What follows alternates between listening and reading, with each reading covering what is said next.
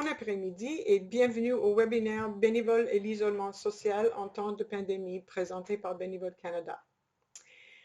On s'excuse pour les petits blips. Merci d'être venu. Avant de commencer, quelques points logistiques.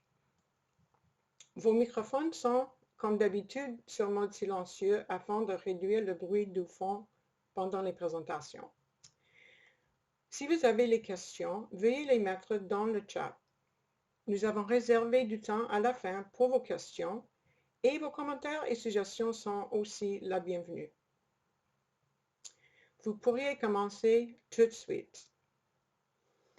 On vous invite d'écrire votre nom et votre organisme dans le chat et cela permet à nous tous de voir qui est dans la salle virtuelle.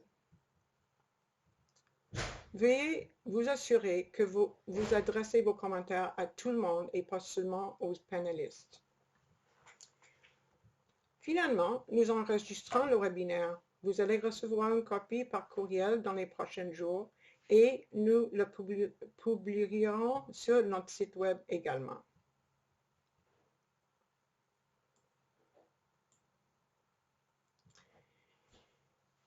Tout d'abord, j'aimerais souligner que les terres sur lesquelles le Bureau de Bénévoles Canada se situe font partie du territoire traditionnel non cédé au peuple Anishinaabe-Algonquin. J'aimerais aussi reconnaître que personnellement, je travaille sur le territoire traditionnel des Ganukahara.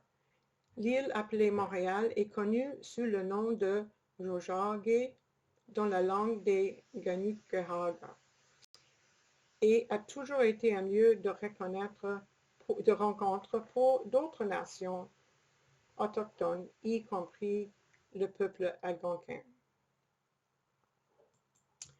Je veux aussi exprimer la gratitude profonde et le respect à la terre elle-même, au territoire que j'ai mentionné, ainsi qu'à tous les autres territoires du pays.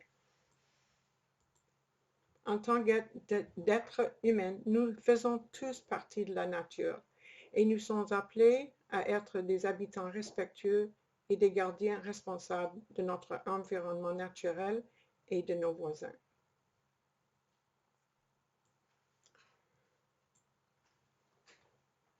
Je m'appelle Alison Stevens et j'ai le plaisir de travailler chez Bénévoles Canada. Aujourd'hui, nous aborderons le sujet de la santé mentale avec un accent particulier sur les bénévoles et isolement social dans notre contexte actuel de la COVID-19. Pour éclairer et enrichir nos réflexions, nous avons la chance d'accueillir deux invités. Catherine Artan de l'Association canadienne pour la santé mentale et Jacarija Kone qui travaille chez le Centre d'action bénévole et communautaire de Saint-Laurent. Ils se présenteront plus en détail dans quelques minutes. Mais quelques mots sur Bénévoles Canada pour ceux qui ne connaissent pas. En premier, nous sommes un organisme sans but lucratif. Nous assurons un leadership pan-canadien et une expertise dans le domaine du bénévolat de matière à accroître la participation bénévole et à améliorer la qualité et la diversité des expériences des bénévoles. Pourquoi? Pas juste pour avoir plus de bénévoles, mais pour avoir des collectivités résilientes qui contribuent à un pays dynamique. Évidemment, nous ne travaillons pas seuls, mais pour et avec un réseau de plus que 200 centres d'action bénévoles et aussi des OSBL, des compagnies, des institutions d'éducation, des départements gouvernementaux et, bien sûr, les bénévoles.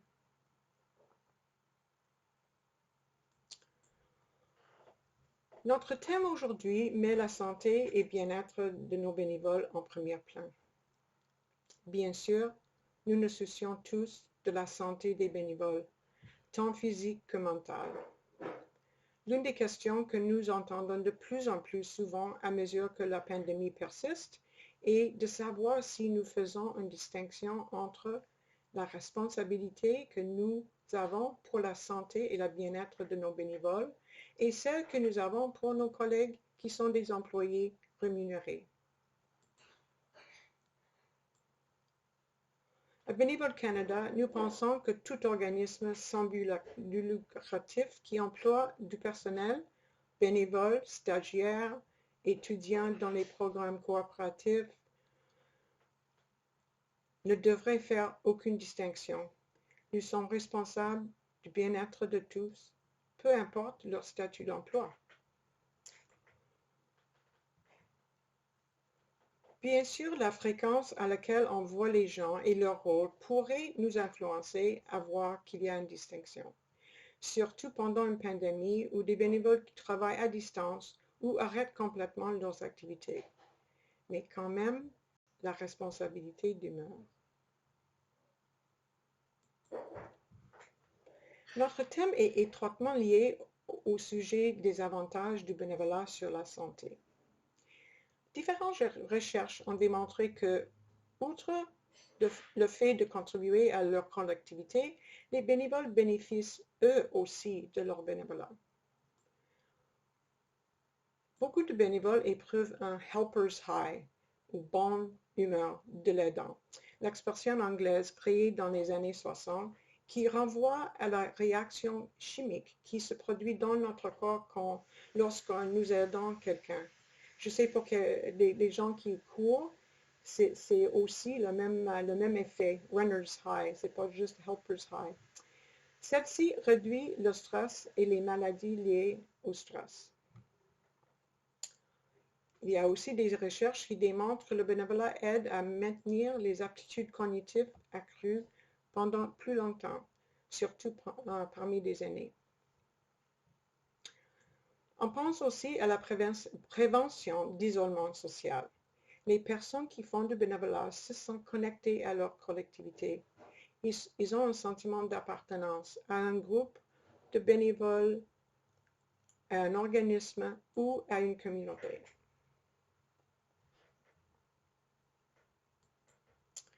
Il y a d'autres avantages du bénévolat sur la santé. Par exemple, lorsqu'ils font du bénévolat, les nouveaux arrivants rapportent souvent qu'ils ressentent un sentiment d'appartenance à leur nouvelle collectivité.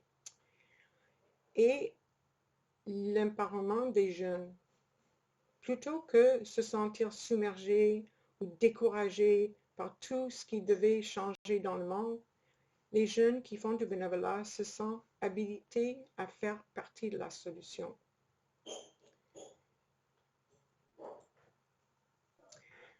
Si les bénévoles reçoivent ces avantages en faisant le bénévolat,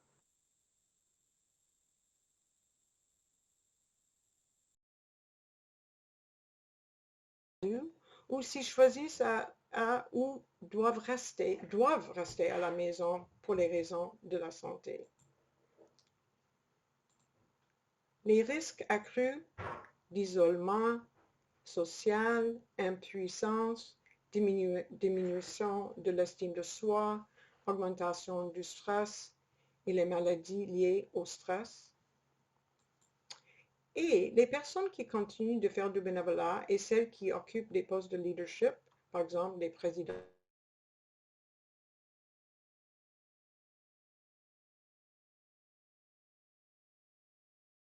à Catherine Artan de l'Association canadienne pour la santé mentale, qui nous en dira plus sur ces risques et nous dira si nous pouvons faire quelque chose pour les atténuer.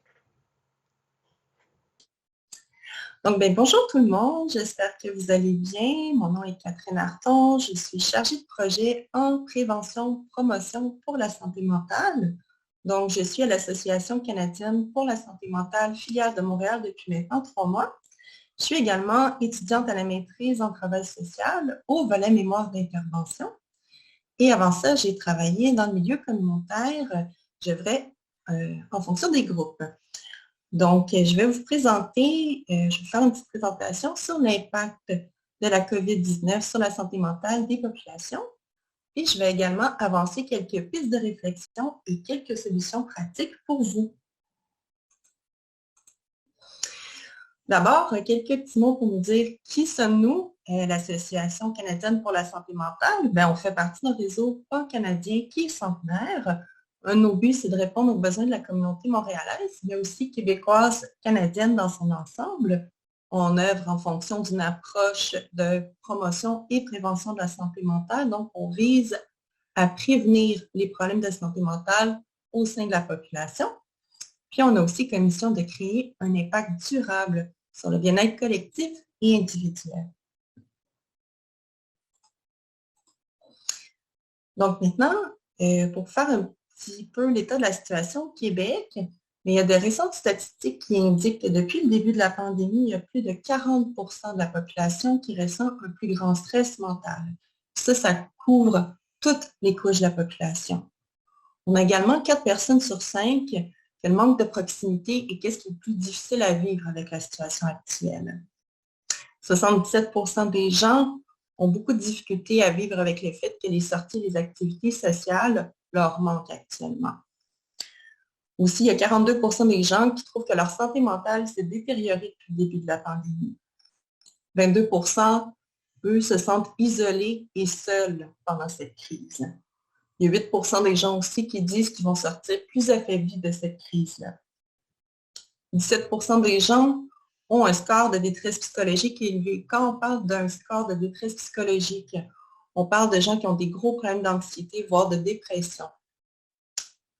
Donc, les jeunes adultes de 18 à 24 ans sont particulièrement touchés. Ils vont afficher des taux d'anxiété et de détresse assez sévères. En décembre 2020, 38 des gens rapportaient des symptômes d'anxiété modérée à sévères. Puis, il semblerait que les étudiants à temps plein, donc les gens du secondaire, du cégep, de l'université, sont ceux qui présentent le plus de détresse et d'anxiété. Par contre, on a également remarqué que chez les aînés, cette tendance-là aussi était très présente. Donc, ce n'est pas juste chez les étudiants, c'est autant chez les aînés. Maintenant, je vais vous inviter à quelque chose. On va voir ensemble c'est quoi la solitude et l'isolement social. Donc, on va veiller à départager les deux problématiques. La solitude, avant toute chose, c'est une expérience qui est interne, qui est vécue comme négative. C'est issu d'un écart entre la qualité et la quantité des relations qu'une personne aimerait avoir. Tandis que l'isolement social, ça va refléter plutôt les contacts qui sont plus rares, donc de faible qualité également. Donc, c'est important vraiment de distinguer les deux. Quelque chose est perçu et de notre côté, c'est quelque chose qui est dû à un contexte. Donc, il y a plusieurs recherches qui portent sur la solitude avant la pandémie qui ont démontré que la solitude serait associée à des problèmes de santé physique, une diminution du bien-être et de la satisfaction face à la vie. Donc, un accroissement à long terme du risque de mortalité de 50 chez les personnes ayant peu d'interactions sociales et de relations importantes et satisfaisantes a été prouvé scientifiquement.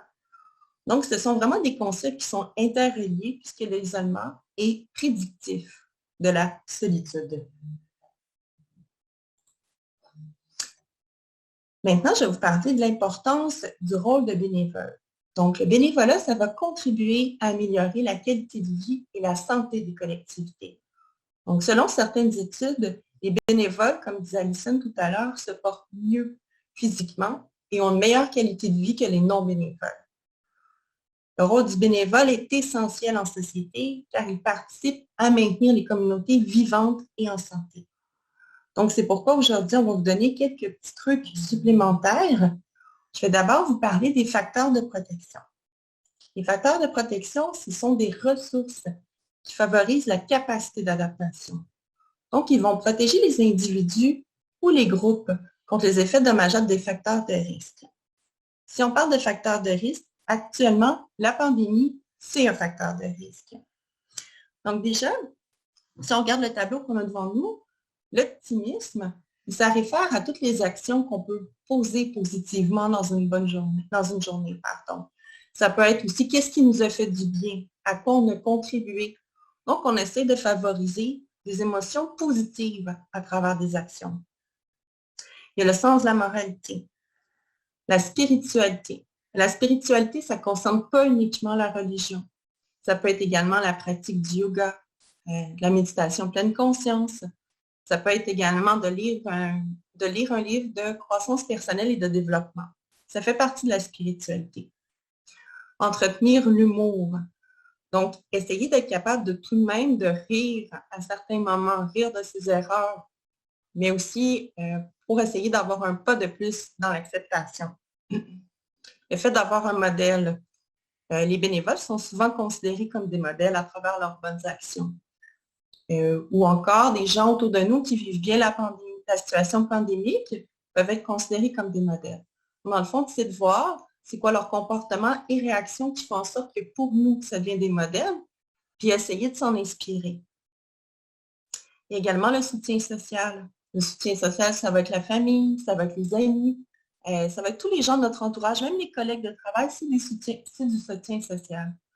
Donc, ça va être de favoriser des interactions avec ces gens-là. La capacité de faire face à sa peur, c'est assez tout de même passer à travers l'événement. Ce n'est pas toujours facile, surtout pas actuellement, mais c'est d'être capable de décortiquer au jour le jour, de dire, bon, ben aujourd'hui, je vais affronter la journée d'aujourd'hui, donc y aller une journée à la fois, étape par étape. Le fait d'avoir une mission. Encore là, les bénévoles sont un très bon exemple parce que vous avez des missions au quotidien. Mais c'est la même chose pour les gens qui ont, peu importe le statut d'emploi, avoir une mission à travers nos rôles, que ce soit au travail ou dans un rôle social. Garder la forme physique, aller faire du sport, du jogging, aller marcher, c'est aussi une façon, un facteur de protection essentiel. Et garder son cerveau occupé, c'est-à-dire de continuer ces tâches qu'on fait habituellement dans le cadre de notre travail ou peu importe, pour éviter de ruminer puis de penser aux émotions négatives que la période de pandémie peut amener. Il y a aussi des solutions qui sont beaucoup plus grandes et beaucoup plus globales. Donc, les gens vont penser à l'acceptation. Donc, c'est sûr que dans le contexte de stress de la crise sanitaire qu'on vit actuellement, c'est impossible d'avoir un contrôle aussi bien sur la durée de la pandémie que sur l'ensemble des modifications sociales qui y sont liées, comme par exemple la distanciation physique, la restriction des déplacements. Donc, il semblerait qu'on s'en tirerait mieux d'affaire si on acceptait que la situation pandémique est hors de notre contrôle. Il faut donc privilégier des stratégies d'adaptation ou, si vous préférez, des facteurs de protection qui ne sont pas coûteux en temps et en énergie. Aussi, de cultiver le sentiment de cohérence, ça peut être une façon d'y faire face. Donc, la pandémie a de profondes répercussions sur la santé mentale et le bien-être de la population. Il y a plusieurs facteurs qui sont en cause dans ce contexte-là. Donc, il est important de voir qu'il y a des facteurs de protection qui sont à considérer, comme le sentiment de cohérence. Le sentiment de cohérence, c'est une ressource psychologique qui va permettre de comprendre un événement stressant et d'y donner un sens et de le gérer. Donc, ce qui est important ici, c'est de trouver un sens puis d'apprendre à gérer nos humeurs à travers l'événement. Donc, le renforcement du sentiment de cohérence est optimal lorsque l'environnement dans lequel évolue l'individu offre diverses ressources physiques et sociales contributives à sa capacité d'adaptation. Donc, il y a 4 axes où on peut développer un sentiment de cohérence. On revient encore à l'idée du sport et des loisirs. Ça, c'est une des sphères dans lesquelles on peut intégrer un sentiment de cohérence. Le développement de la pleine conscience. Donc, vivre dans le ici, maintenant, le présent. Pas penser au futur, pas penser au passé. Vivre maintenant.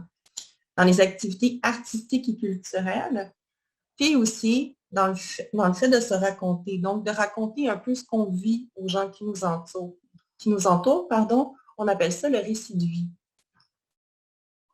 Parler de ce qu'on vit avec les personnes entre nous.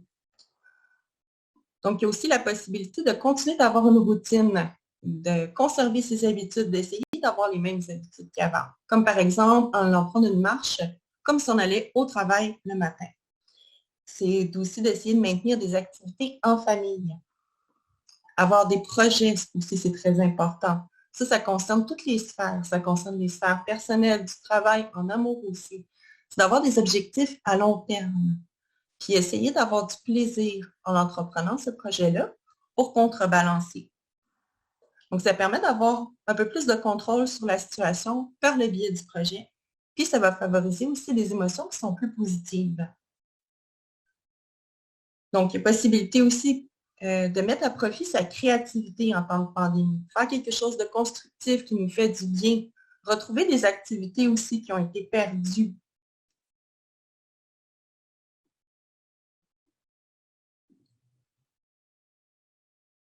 Puis en dernier lieu, on peut entretenir son réseau.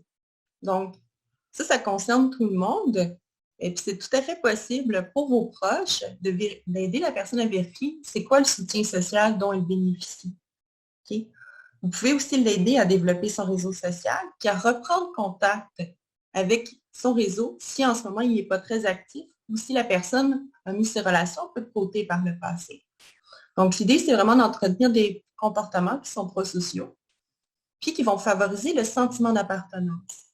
Comme par exemple, en amenant la personne à participer à un jardin collectif ou à intégrer un projet communautaire. Ça, c'est une façon de faire.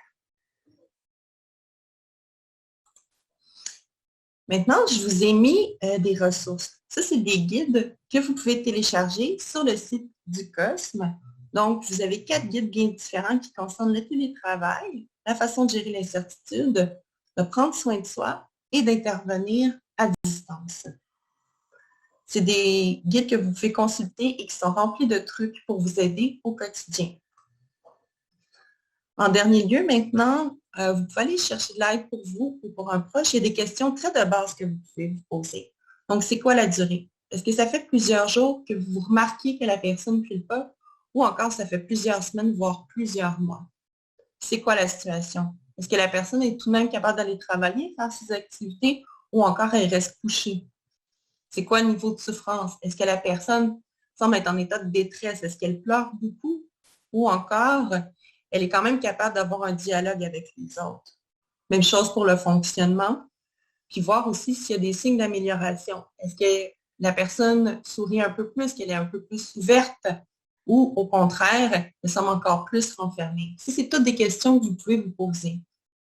Ou encore, vous pouvez aider la personne à se diriger vers des professionnels comme les psychologues, les travailleurs sociaux, mais aussi tout ce qui est organisme communautaire ou en santé mentale.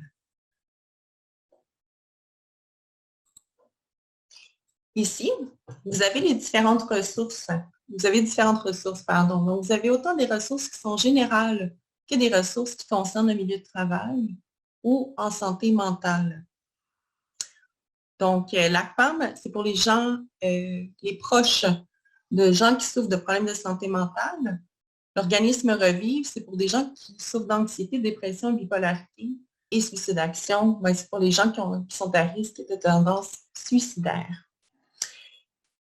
Et voilà, c'est terminé. Merci de votre écoute.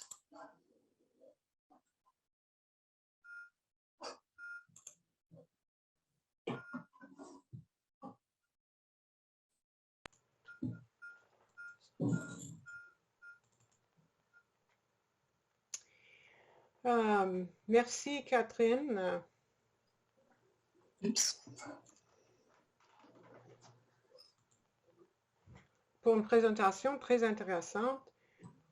Vous nous avez donné beaucoup d'informations et de nombreuses ressources. J'imagine qu'il y aura des questions pour vous vers la fin. Bon, merci encore. Maintenant, c'est le tour de Connie, du Centre d'action bénévole et communautaire de Saint-Laurent, qui partagera avec vous un programme récemment lancé par l'organisme. Connie, c'est à toi. Merci beaucoup, Alison. Bonjour tout le monde. Je voulais dire que c'est vraiment un honneur pour nous, en tant que Centre d'action bénévole, d'être associés à une telle activité parce qu'elle comporte dans tous les cas une double dimension. La dimension bénévole, donc des personnes qui offrent le service, et la dimension receveur de service, donc des bénéficiaires. Et nous, content d'être avec d'autres centres d'action bénévoles ici aujourd'hui qui partagent les mêmes réalités que nous, certainement. Donc, mon nom, c'est Kone Diakaridia. Moi, je coordonne les services aux aînés au centre d'action bénévole de Saint-Laurent. Donc, c'est des services destinés essentiellement aux personnes qui ont 65 ans et plus. Dans un autre monde, j'ai été sous-directeur de l'action communautaire des personnes âgées. Une fois rendu au Canada, donc j'ai fait du bénévolat et puis après, j'ai été recruté au centre d'action bénévole de Saint-Laurent pour coordonner les services aux aînés. En termes d'études, j'ai une formation d'éducateur spécialisé. J'ai fait un peu de criminologie. Et à l'UQAM, j'ai fait la formation en intervention sociale, en intervention communautaire et familiale. Et présentement, j'ai achevé un DESS en évaluation de programme. Et puis, je poursuis finalement une maîtrise professionnelle en évaluation du programme. Donc, j'ai toujours été intéressé par l'intervention. Je suis plus à l'aise avec l'humain, donc intervenir auprès des humains dans leurs différentes problématiques. Je pense que c'est plus interactif que de travailler avec les machines. Ça, c'est mon point de vue. Et j'ai du grand plaisir, franchement, au quotidien de travailler avec les personnes. Voilà. Donc, comme tout centre d'action bénévole, nous, on est membre de la Fédération des centres d'action bénévoles du Québec. Donc, nous sommes situés à Ville-Saint-Laurent, donc à Montréal. Et le centre d'action a fêté ses 40 ans il y a 2 ans, donc nous avons 42 ans cette année. Et notre mission comme centre d'action bénévole, c'est vraiment la promotion de l'action bénévole. Donc, comment faire pour intéresser la communauté à faire du bénévolat, donc à recruter des bénévoles, à les former pour offrir en deuxième volet le soutien à la communauté. Donc, ça va être souvent des services directs à des personnes qui sont dans le besoin ou des services à la communauté, donc à des organisations qui sont en demande de bénévoles. Alison, oui. Donc, on peut poursuivre. Alors, présentement, je vous donne quelques chiffres au niveau du centre d'action bénévole. Nous avons présentement, pour le mois d'avril 2021, 931 bénévoles actifs.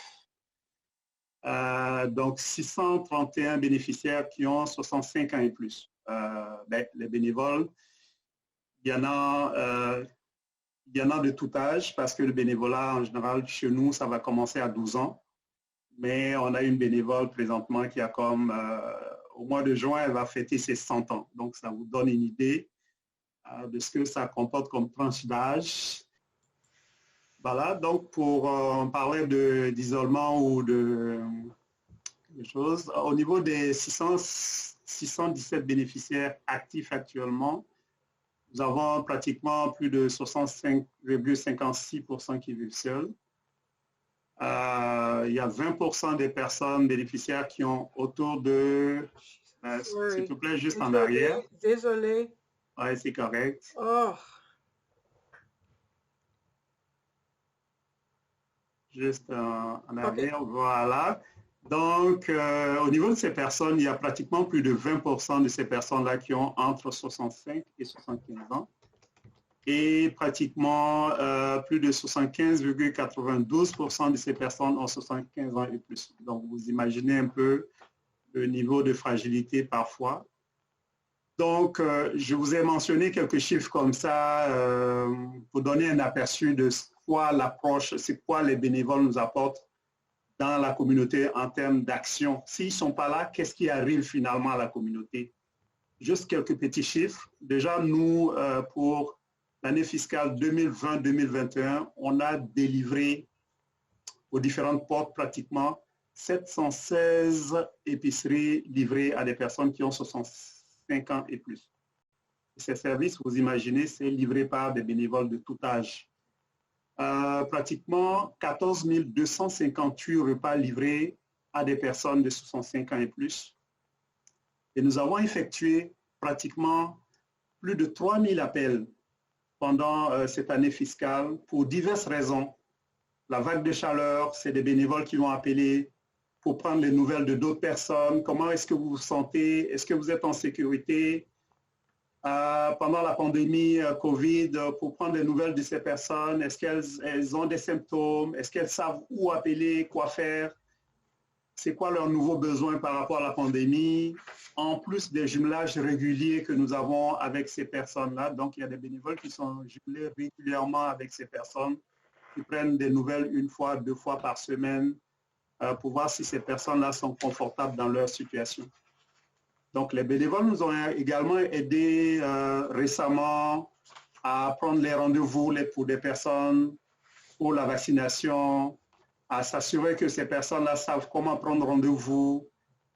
Et puis finalement, est-ce qu'elles ont besoin d'accompagnement? Oui, c'est encore des bénévoles qui vont les accompagner pour aller sur les différents sites de vaccination.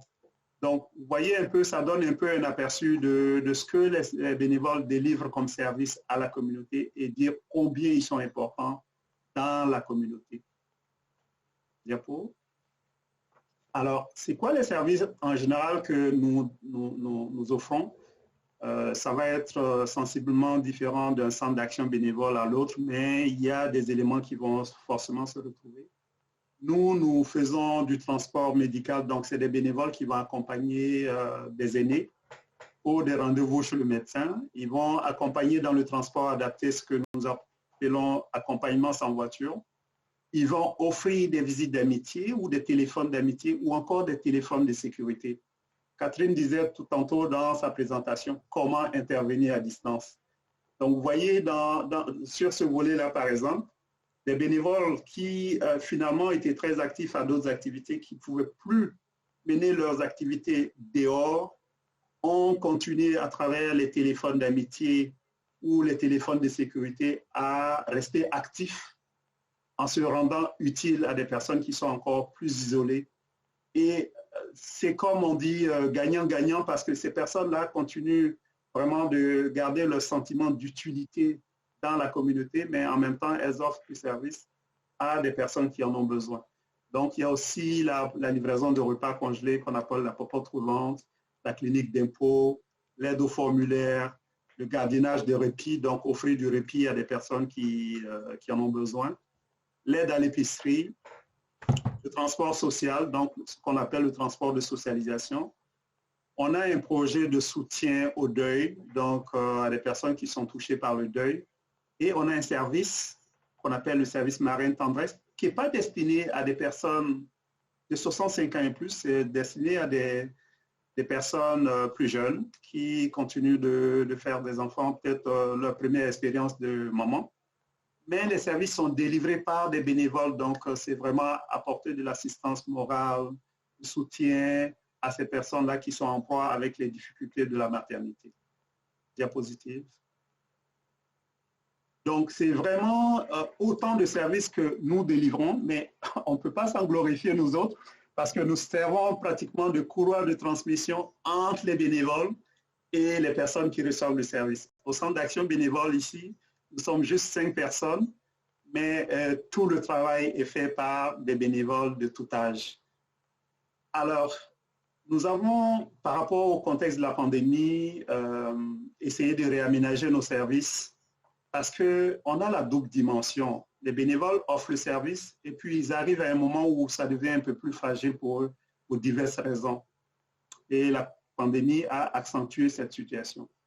Donc, la direction a pris l'initiative d'ouvrir les services à un moment vraiment où c'était encore plus fragile, d'ouvrir tous ces services-là aux bénévoles qui ressentaient le besoin. Vous êtes bénévole, vous avez 65 ans et plus, est-ce que vous voulez présentement recevoir la popote roulante? Oui, non, et puis on va offrir le service. L'aide à l'épicerie, vous n'êtes plus capable de sortir parce que vous êtes d'un certain âge, et puis il y a des mesures de confinement. C'est des bénévoles qui vont aller finalement offrir le service à ces bénévoles-là qui étaient très actifs récemment et qui, pour diverses raisons, ne peuvent plus sortir pour aller faire leur bénévolat.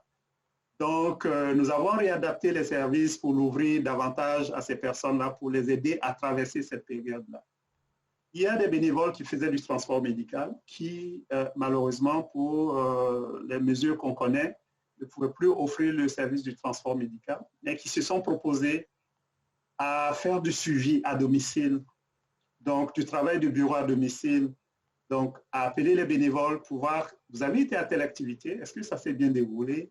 Est-ce que vous avez eu de la difficulté? C'est combien d'heures de bénévolat que vous avez fait? Ou simplement d'appeler une dame, de prendre la liste d'épicerie de cette dame et de la transmettre au centre d'action bénévole. Donc, ce sont autant d'initiatives que nous avons développées comme pour garder les bénévoles actifs, mais aussi pour permettre à ces bénévoles-là, s'ils ont des besoins particuliers, que ces besoins-là soient pris en compte. Et parmi ces initiatives, nous avons pensé, juste au mois d'octobre, à développer un projet parce qu'on a vu que les aînés étaient beaucoup isolés, les familles ne pouvaient plus leur rendre visite. Je ne vais pas énumérer tout ce que vous connaissez. Donc, on s'est dit, qu'est-ce qu'on fait? On va développer une initiative, on va permettre aux personnes de connaître davantage nos services, mais aussi on va permettre à ces personnes-là, au-delà des services, d'avoir d'autres opportunités de divertissement, d'être encore plus ouverts sur la communauté pour savoir qu'est-ce qui se passe dans la communauté. Donc, nous avons conçu une plateforme web qui n'est pas une application web, mais une plateforme web qu'on est capable d'installer sur une tablette ou même sur un ordinateur portable ou même sur un desktop. Donc, cette plateforme-là permet aux bénéficiaires, aux personnes âgées, d'aller sur la plateforme, de demander des services, de jouer, d'avoir des activités de loisirs, du divertissement de tout genre, des jeux de cartes, des vidéos, de la musique, mais aussi de participer à une communauté interchangée par des messages à travers la plateforme. Donc, je pense que l'objectif le motif de ma présence, c'est vraiment de présenter un peu cette initiative-là, de voir qu'est-ce que ça peut apporter pendant la pandémie et même au-delà de la pandémie, qu'est-ce que ça peut apporter aux personnes qui sont en situation d'isolement. Donc, c'est cette plateforme-là que je vais vous présenter à la diapo suivante, Alison. Donc, l'objectif vraiment, c'est briser l'isolement, faciliter l'accès aux services. Et puis, il y a un enjeu majeur que tout le monde partage aujourd'hui, c'est qu'on dit de plus en plus que les aînés ont moins accès aux outils numériques, ils sont isolés davantage parce que ça, c'est une dimension qui leur manque beaucoup. Je ne porte pas cette critique de dire que les aînés, ils n'utilisent pas Internet. C'est faux. Ils ont la capacité, il y en a qui sont plus internautes que moi d'un certain âge, ils le pratiquent et ils le pratiquent assez super bien. Mais l'objectif, c'est vraiment de permettre à une grande majorité de ces personnes-là d'avoir accès à l'outil Internet et de le pratiquer suffisamment. Diapo suivant. Alors, on va revenir un peu en arrière pour présenter l'outil. Alison, juste un pas en arrière. Oh, excusez-moi. Voilà. Donc, voilà un peu comment, ça c'est vraiment l'interface bénéficiaire, donc l'interface client de la plateforme que nous avons appelée l'ABC des aînés. Alors, vous voyez un peu, c'est un peu comme une capture d'écran de la première page, comment elle se présente. Vous avez les services en haut. Donc, les services que je vous ai énumérés tantôt sont dans cette rubrique-là. Le bénéficiaire, donc l'aîné qui a la tablette, a juste à faire des clics assez faciles. Là, c'est vraiment que ça se fait aussi facilement que possible. Et les différents services sont énumérés dans cette rubrique-là. Vous voulez la commande de la popote roulante, vous ne voulez pas utiliser le téléphone, vous allez juste, le menu de la semaine est déjà affiché, vous allez juste à préciser les quantités, et puis d'un clic, moi codé de mon bureau, je reçois votre commande avec votre nom, puis je n'ai pas besoin de vous appeler, j'ai votre commande. Vous voulez de l'épicerie? Vous faites pareil. Il y a une rubrique pour la livraison de l'épicerie. Vous indiquez votre centre d'achat, les items que vous souhaitez. Pareil.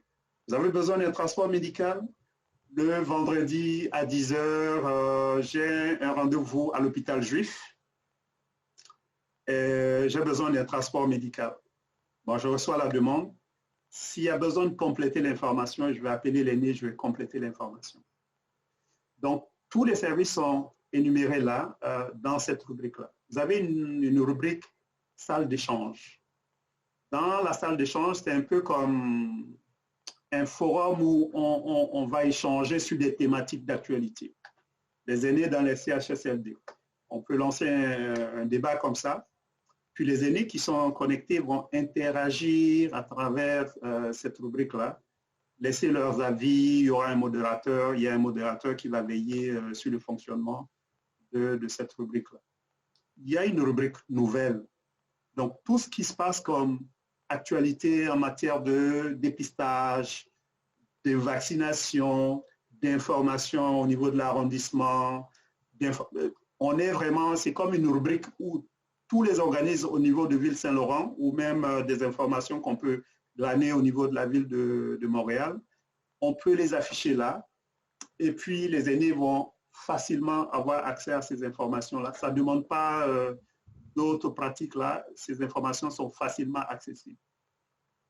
On a une salle de conférence. C'est un lien Zoom qui est caché derrière. Quand on a une présentation, récemment on a fait la présentation de cette plateforme, on a fait la soirée bénévole. Donc, c'est des liens qui sont derrière cette salle-là. L'aîné a juste à aller cliquer, pas besoin de mettre des références et tout ça. À leur indiquer, la salle va s'ouvrir et la personne a accès à tout ce qui se passe dans la salle virtuelle au moment de la conférence. Donc, c'est vraiment un bon canal aussi là, pour vraiment garder les aînés au courant de ce qui se passe dans la communauté. Il y a des jeux qui sont régulièrement mis à jour, donc des jeux de cartes, tout ce que vous connaissez comme jeux faciles, qui sont installés là pour permettre à des aînés qui se sentent seuls d'utiliser ces jeux-là, de les pratiquer voilà, au quotidien. Il y a des vidéos, donc il y a de la musique qui traverse le temps, de tous les âges, qui sont enregistrés là, facilement accessibles. Il y a des conseils santé, donc comment faire pour rester actif, c'est quoi en matière d'alimentation, des choses qui sont mentionnées à ce niveau-là. Et puis, on a un bouton, on a des contacts. Ben, la rubrique contact, c'est vraiment que la personne a un message particulier. Elle peut juste mentionner son message. Et puis, en un clic, nous, on a une interface utilisateur ici. On va recevoir le message et puis on va traiter le besoin d'information de l'aîné. Et finalement, vous voyez en bas, on a un bouton SOS. Mais le bouton SOS, l'aîné a juste à cliquer là-dessus. Puis on va recevoir son numéro de téléphone et puis son nom. Puis après, on pourra comme l'appeler et puis avoir plus d'informations sur sa situation. Est-ce que c'est une situation d'urgence qui nécessite une intervention rapide ou non? Mais le bouton SOS, ça sert vraiment à ça. Donc, c'est vraiment comme ça que cette plateforme-là se présente. Et c'est vraiment présentement destiné aux aînés pour les aider à utiliser les services, mais aussi à être informés de ce qui se passe dans la communauté avec eux.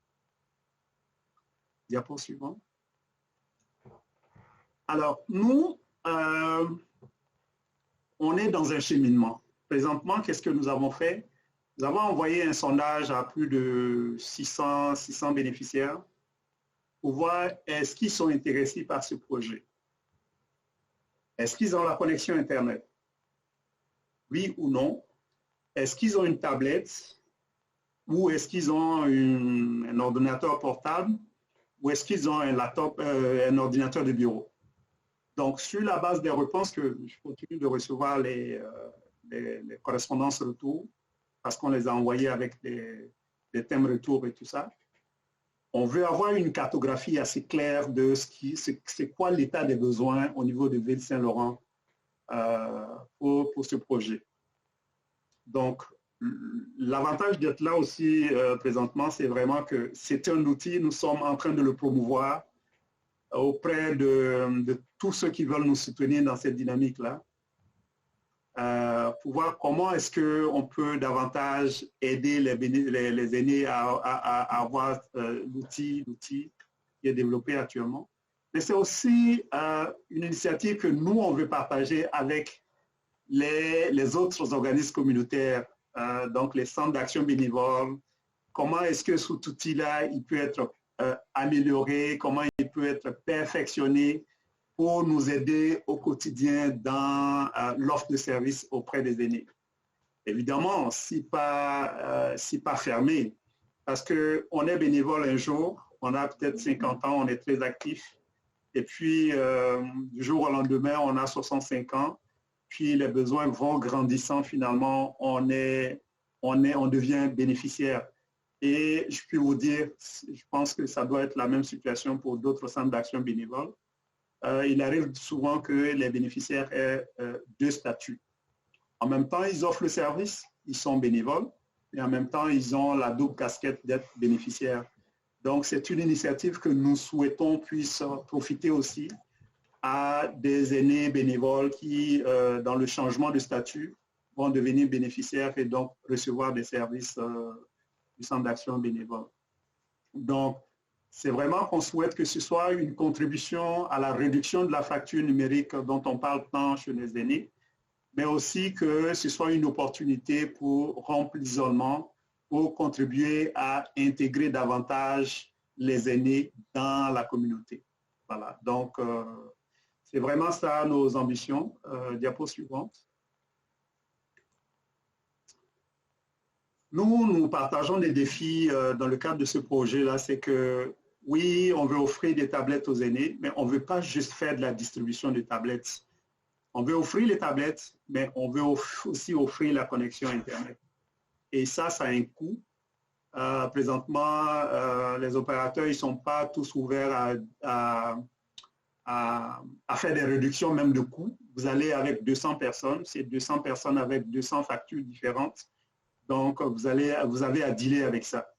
Donc, c'est un défi, mais on n'est pas prêt à reculer, on veut avancer avec ce projet-là. Et donc, c'est un message à tout le monde, tous ceux qui veulent nous soutenir dans cette dynamique-là. Voilà. Diapo suivante.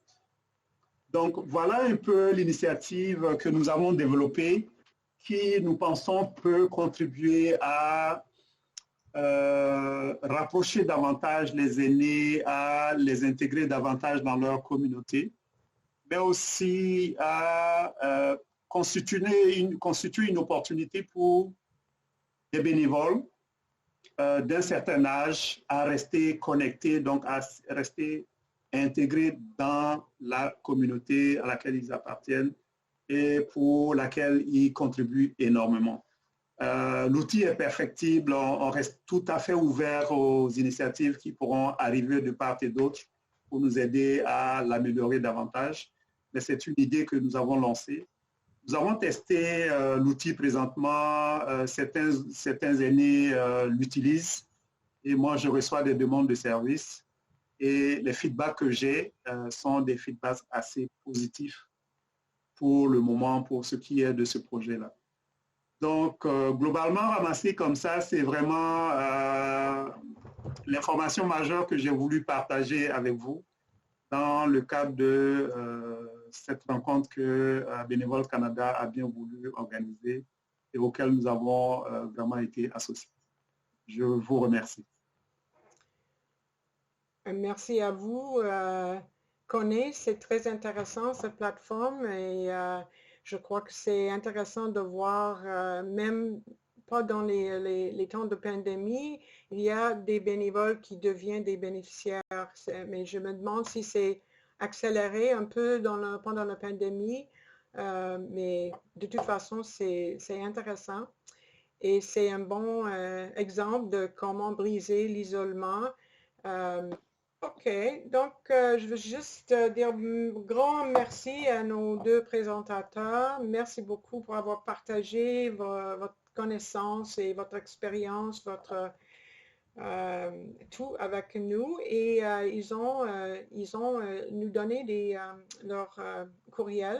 Donc, si vous avez des questions et vous n'avez pas posé aujourd'hui, vous pensez peut-être demain, vous pouvez toujours leur donner un courriel.